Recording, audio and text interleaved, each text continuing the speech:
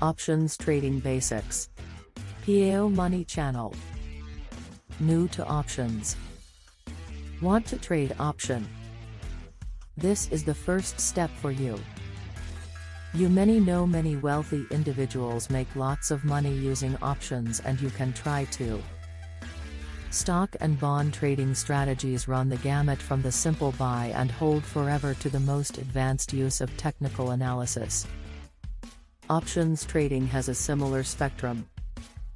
Options are a contract conferring the right to buy, a call option, or sell, a put option, some underlying instrument, such as a stock or bond, at a predetermined price, the strike price, on or before a preset date, the expiration date. So-called American options can be exercised any time before expiration. European options are exercised on the expiration date. Though the history of the terms may lie in geography, the association has been lost over time.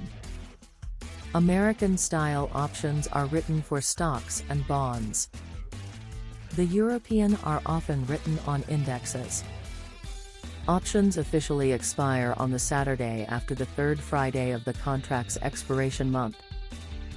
Few brokers are available to the average investor on Saturday, and the U.S. exchanges are closed, making the effective expiration day the prior Friday.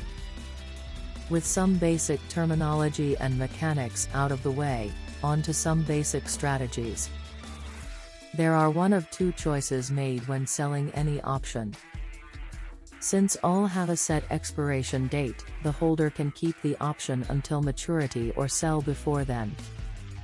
We'll consider American style only, and for simplicity focus on stocks. A great many investors do in fact hold until maturity and then exercise the option to trade the underlying asset. Assume the buyer purchased a call option at $2 on a stock with a strike price of $25. Typically, options contracts are on 100 share lots. To purchase the stock, the total investment is $2 plus $25, x 100 equals $2,700, ignoring commissions. This strategy makes sense provided the market price is anything above $27. But suppose the investor speculates that the price has peaked prior to the end of the life of the option. If the price has risen above $27 but looks to be on the way down without recovering, selling now is preferred. Now suppose the market price is below the strike price, but the option is soon to expire or the price is likely to continue downward. Under these circumstances, it may be wise to sell before the price goes even lower in order to curtail further loss. The investor can, at least, minimize the loss by using it to offset capital gains taxes. The final basic alternative is to simply let the contract expire. Unlike futures, there's no obligation to buy or sell the asset, only the right to do so. Depending on the premium, strike price and current market price, it may represent a smaller loss to just eat the premium. Observe that options carry the usual uncertainties associated with stocks. Prices can rise or fall by unknown amounts over unpredictable time frames.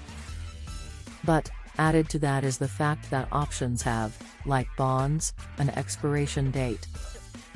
One consequence of that fact is, as time passes, the price of the option itself can change. The contracts are traded just like stocks or bonds. How much they change is influenced by both the price of the underlying stock and the amount of time left on the option. Selling the option, not the underlying asset, is one way to offset that premium loss or even profit. Thanks for like, subscribe and share. p.A.o Money Channel.